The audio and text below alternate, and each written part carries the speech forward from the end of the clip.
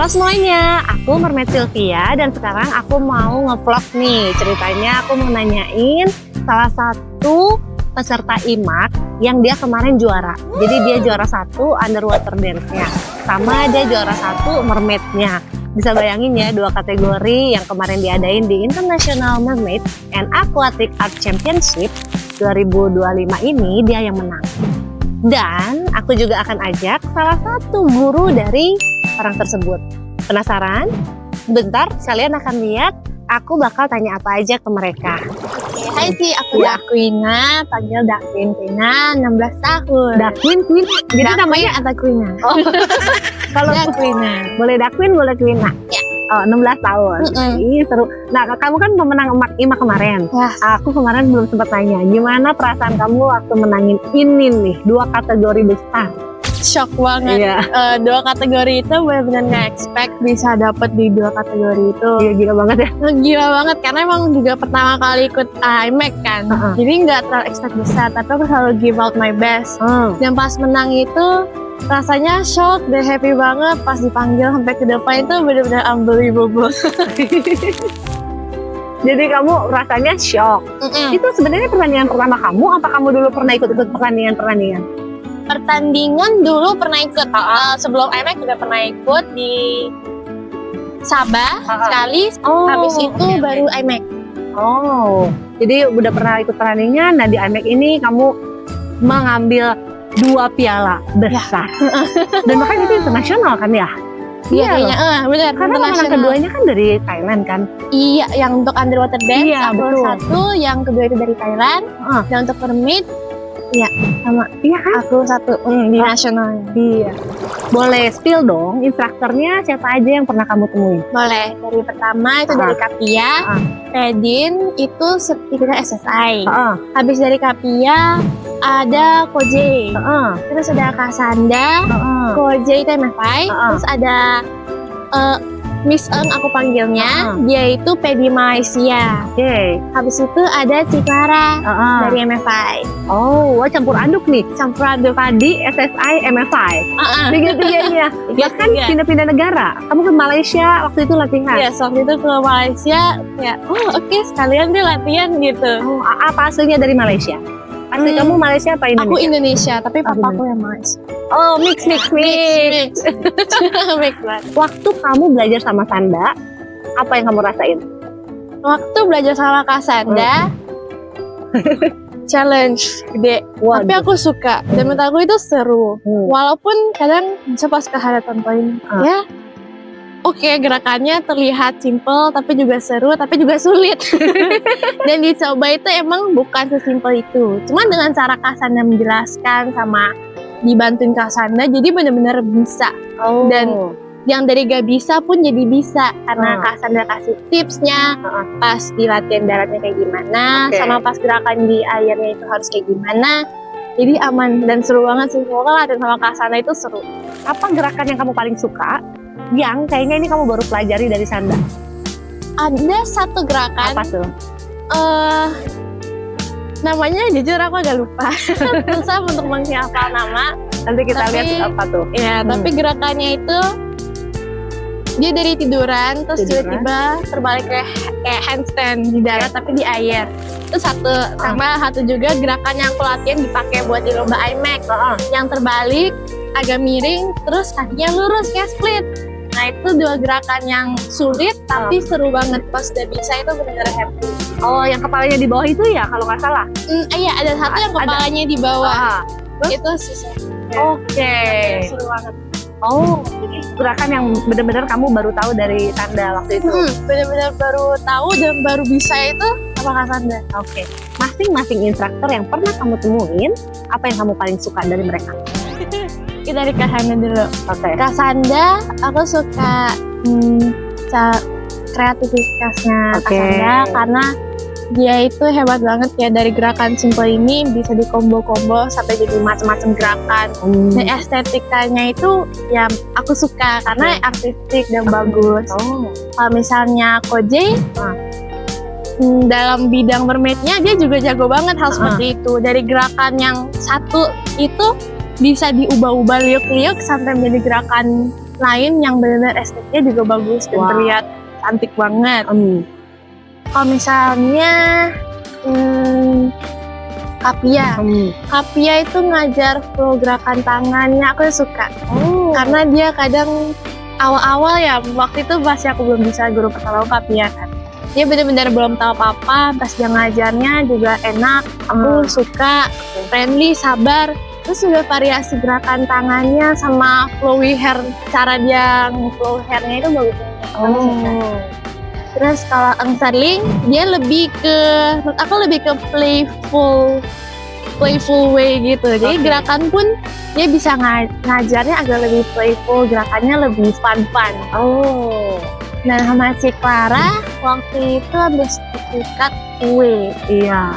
Nah Uwe itu juga seru, belajar gerakan-gerakan Uwe yang lebih statik dan cantik. Oke, di mix banget.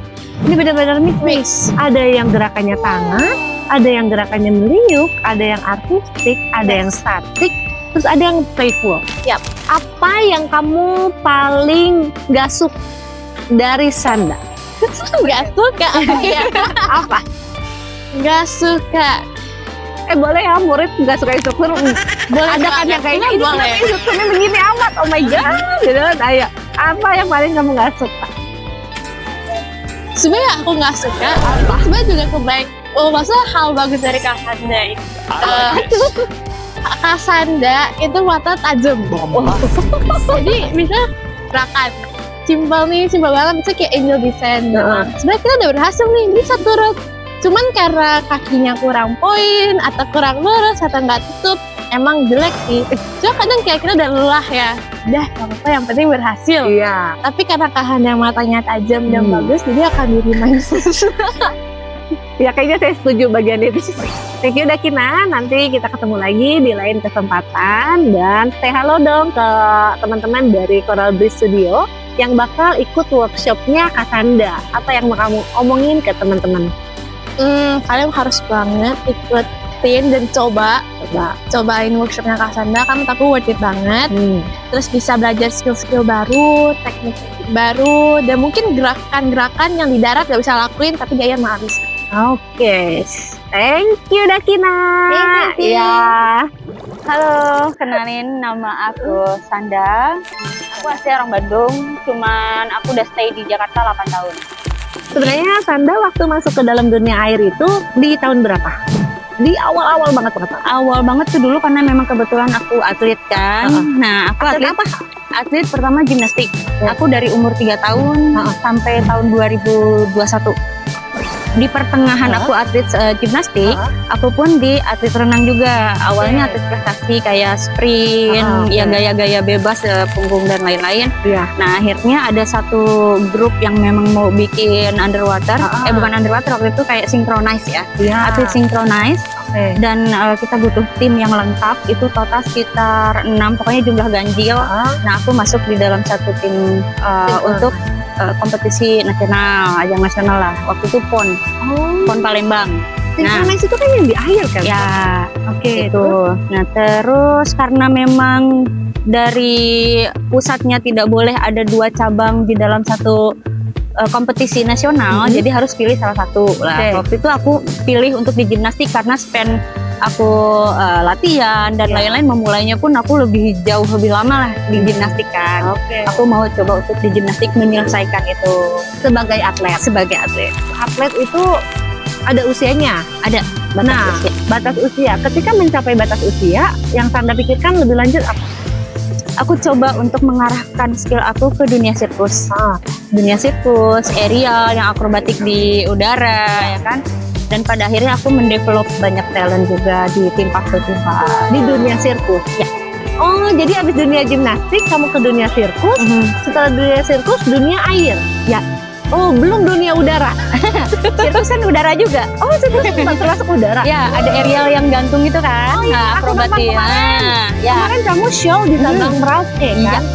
Oke, kamu memindahkan gimnastik, akrobatik yang ada di darat ini, kamu pindahkan ke dalam air. Iya. Wah, itu effort juga tuh. karena kamu harus membentuk sebuah gerakan yang memang ada di darat, di akrobatik yang kamu pindahkan ke air. Dan murid-murid ini kan kamu bilang tadi dari umur 5 tahun sampai 60 tahun. Ya. Maka kemampuannya kan akan berbeda-beda. Nah, gimana Tanda cara kamu membagi-bagi, yang ini aku ajarin ini, yang itu aku ajarin itu. Itu gimana? Karena aku udah terbiasa di riset ya, research and develop. Karena pengalaman aku di dunia timpak juga aku ngajar banyak talent yang berbeda-beda banget. Ada yang bisa ngafal cepat, ada yang nggak bisa ngafal trik, Ya. tapi dia berani. Jadi aku udah bener-bener challenge di situ. Oke. Nah, ketika aku ada di dunia air pun sama. Ya. Oh, ini aku harus menjelaskannya berulang-ulang, ya kan? Ada yang cuman bentuknya pasnya atau tepuk kaki aja, kadang dia susah kan? Ya. Bingung. Nah, itu harus kita coba ulang-ulang. Lebih ke sabar sih sebenarnya. Oh, jadi berbeda-beda juga ya karakteristik orang-orang yang di dalam air. Saya ada nanya sama Dakina nih. Dakina kan salah satu murid kamu. Dia ada bilang katanya mata kamu tajam, setajam apa itu nggak tahu. Matanya tajam banget tuh San. Kenapa San? Kamu punya mata setajam itu? Apa arti ketajaman itu buat kamu dari instruktur ke murid-muridnya? Nggak tahu ya, karakter kali ya. Saya liatin mata kamu juga memang tajam sih, setajam kucing. Nggak tahu, mungkin karena karakter emang dari dulu dibilangnya kayak San please jangan galak-galak. Padahal Oke. aku cuma diem ngeliatin gitu kan, kayak ngeliatin. Tapi karena memang harus merhatiin yang mana nih. Aku takutnya ada yang kurang, entah itu ujung kakinya nggak poin atau tangannya nggak bagus. Ya kan dia aku harus konsen, mungkin karena memang karakter aku dan mata aku pun udah belok ya. Jadi kayak marah gitu. Padahal enggak. Oh, sebenarnya kamu lagi merhatiin Iya. secara fokus dan konsentrasi tuh. Iya. Jadi ketika itu terjadi, mimik muka kamu berubah, tubuh kamu jadi galak mungkin. Bisa jadi. Oh, bisa jadi. Mungkin juga itu yang terjadi sama Dakina. Oke, kalau menurut kamu, nah Dakina ini salah satu menurut kamu potensi terbesar dia apa dari Dakina? Basically sih sebenarnya Dakina itu udah bagus banget ya. Oke. Bagus banget lah. Hampir dibilang kayak mengajarkan di semua bidang tuh kayak mudah gitu. Walaupun memang challenge untuk aku sebenarnya ada beberapa part yang dia selalu kesulitan, yang kadang dia di darat ngerti, begitu di air dia susah untuk lakuin itu karena mungkin beda ya, dia ada tekanan airnya dan dia bisa stay di bawah tuh kadang suka merubah apa yang udah diajarin di darat sama di bawah. Ya itulah, ada beberapa yang Saya ingat setelah lomba kita pernah ngobrol bareng nih San waktu habis lomba, dan saya melihat air mata kamu tuh agak berlinang, air mata agak merah gitu waktu kamu melihat anak didik kamu menang. Karena saya tanya di situ kamu ada kasih jawaban ke saya, Dakina bisa melakukan gerakan yang menurut Dakina tuh challenging banget waktu kamu didik dia. Ya itu saya lihat tatapan mata kamu yang agak-agak berlinang-linang gitu. Jadi bagus buat kamu bisa menghasilkan sebuah calon atlet kalau kita bisa bilang ya. Nah, untuk goalnya Tanda sendiri ke depannya apa nih Tan dalam dunia perairan ini Tan? Aku sih coba untuk membantu mungkin banyak orang yang sudah belajar dengan orang lain ya. Nah, mungkin kan yang tadi dijelaskan juga dari setiap coach mungkin beda-beda karakter, beda-beda stylenya seperti apa. Nah, mungkin aku tuh pengen menciptakan murid yang emang benar-benar tujuannya jelas. Kayak mau jadi atlet, ya udah. So Tanda, thank you buat kamu waktunya, dan dengar-dengar kamu akan buka workshop di Coral Breeze Studio. Iya kan? Nah, semoga workshopnya berjalan lancar dan nanti banyak orang yang bisa ikut workshop kamu, mengenal kamu dari cara ngajar kamu, dan semoga nanti akan muncul nih atlet-atlet baru, ya kan, yang bisa membawa nama baik Indonesia. Ya, oke. Thank you Tanda. Thank you juga. Ya.